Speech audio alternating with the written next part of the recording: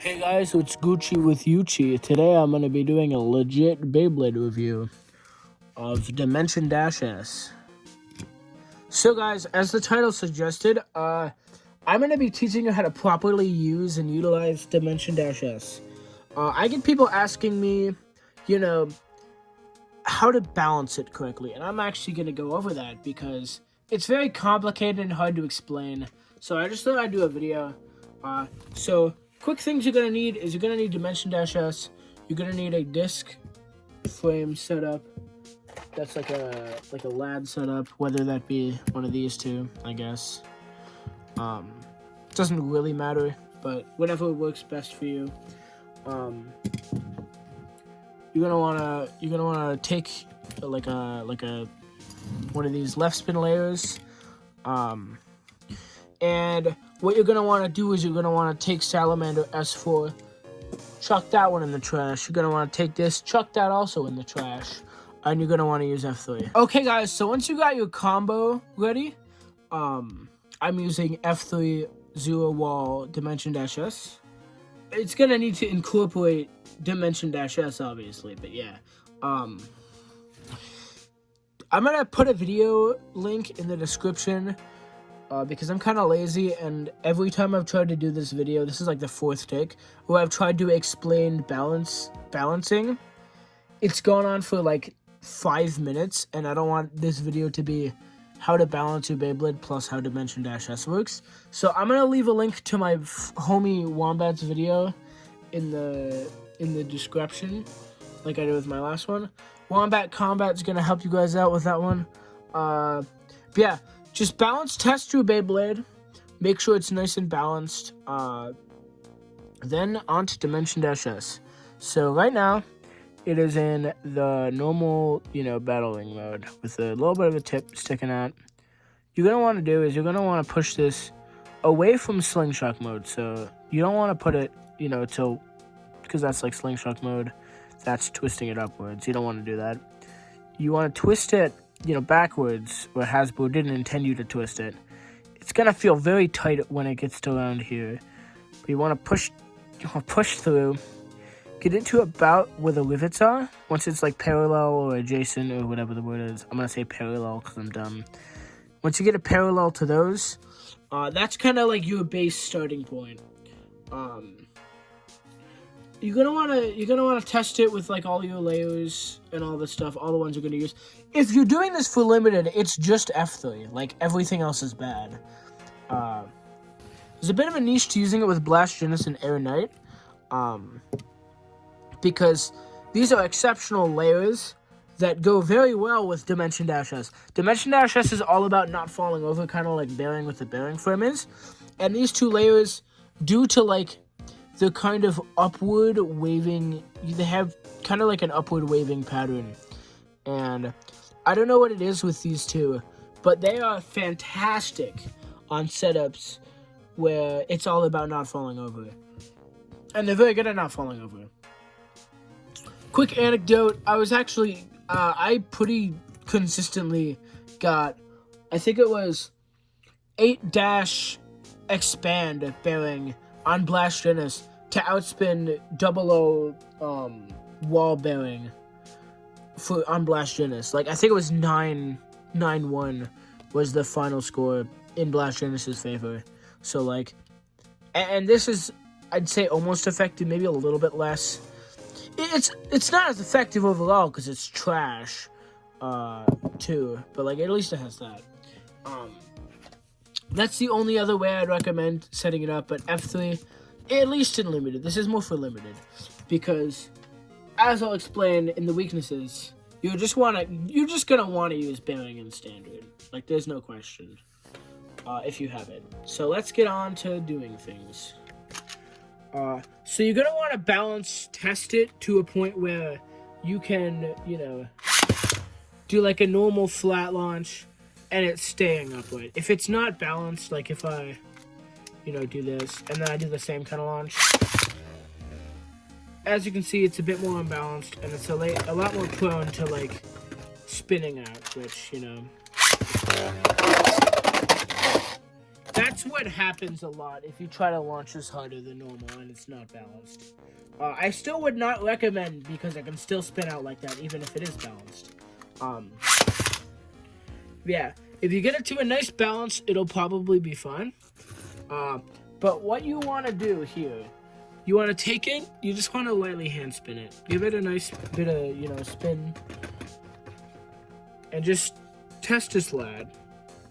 Give it a couple hand spins. Okay, clearly we're not there with lad, so let's, move it a little bit. I'll move it more, This is about the rivets area. And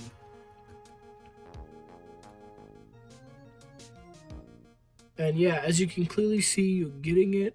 This is about a little bit, this is a little bit past the rivets. So, not much. Like, I'm talking like half millimeters. Like,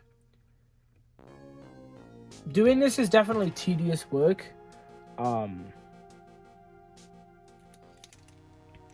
Usually the farther it is, past the rivets, the more consistent it will be.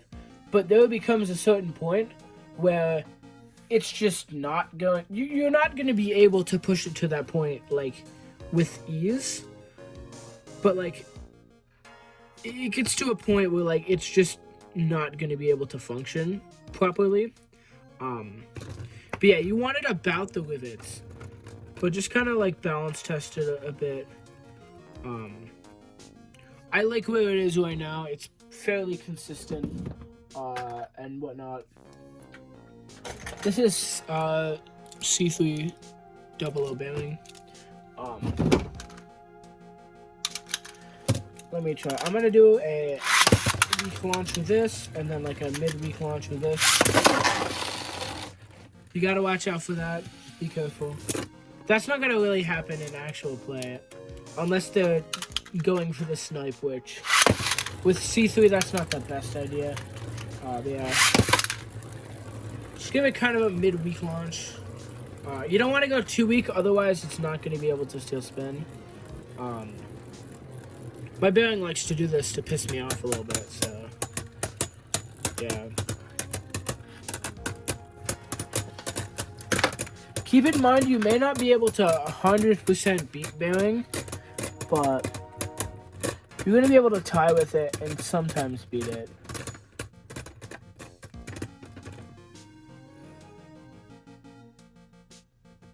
Yeah, right there at about tied.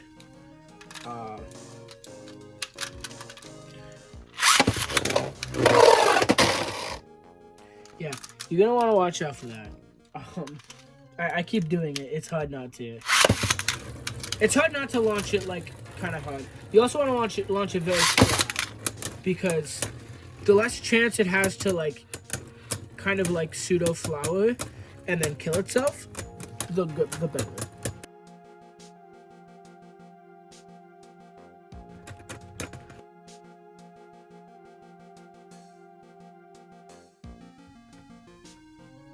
Yeah, there F3 was able to win. Now when you're faced with like a wall bearing in opposite spin, you may kind of be screwed a little bit.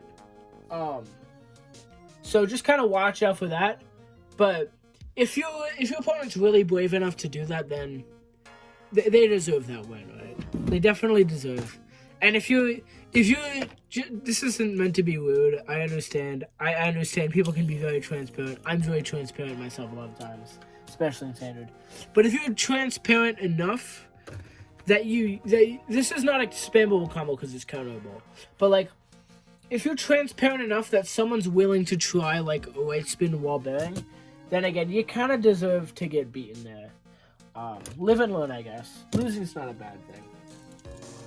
But no, the main things you have to watch out for are... Let me find him. He's my good friend. He's my good friend Billy. Let me find him. What you really gotta watch out for is other F3s. And N3. Because you can... They can do this thing where they can launch... They can do a hard launch. But you're stuck doing that. And they're on Atomic-S.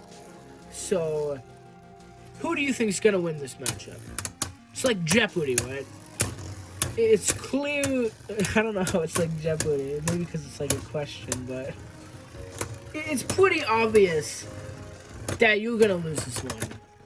There's one strategy that's almost like a bit of a meme, where if you see that they're going there, turn this all the way to like top attack mode so wall doesn't scrape, and just let it meme, you know?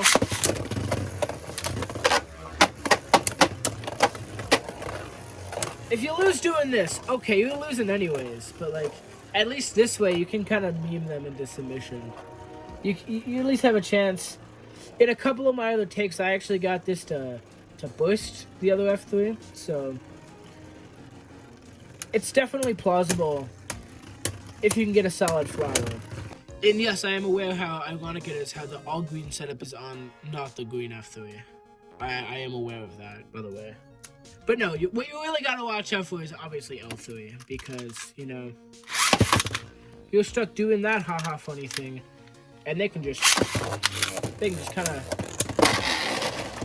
yeah, they can just kind of casually delete you, and that's just kind of how it works here. Which again, I'm totally for. Like I know firsthand how destructive opposite spin game can be. Thanks, Obama. I'm just like opposite spin blader and standard the blader. It's like you're gonna get like 180 rated, like 100%.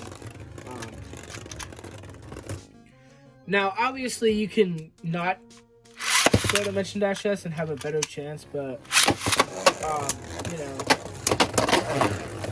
it's a losing matchup either way. My tip to deal with this is,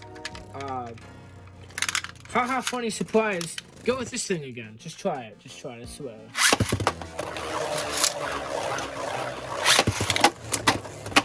You're probably also gonna get 180 deleted, but it's, you can at least kind of do it to him. Like, yeah, you can definitely do more than just standard.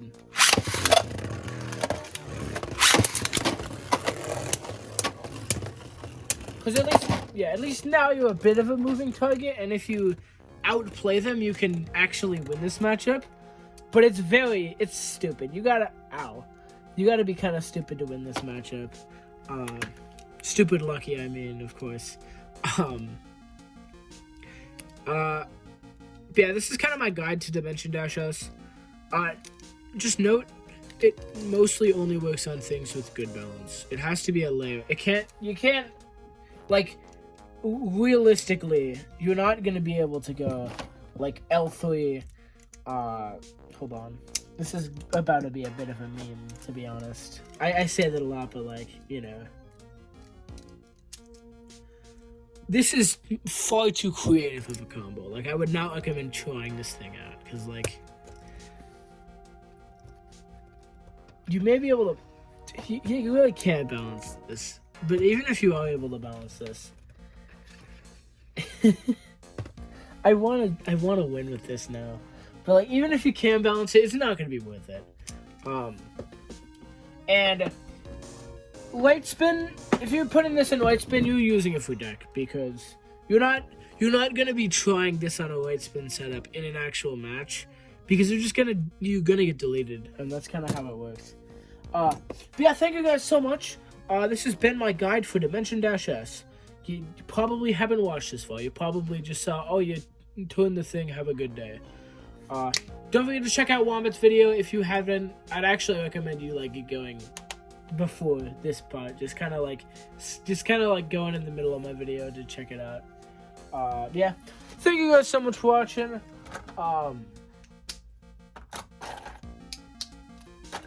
I'm actually doing this before the limited tournament on the 11th. It's like the first limited. This is Onion Ogre. You guys have a good day.